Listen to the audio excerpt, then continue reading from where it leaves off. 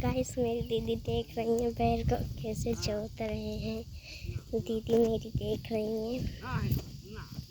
चलिए आपको दीदी से बात कराती हूँ। क्या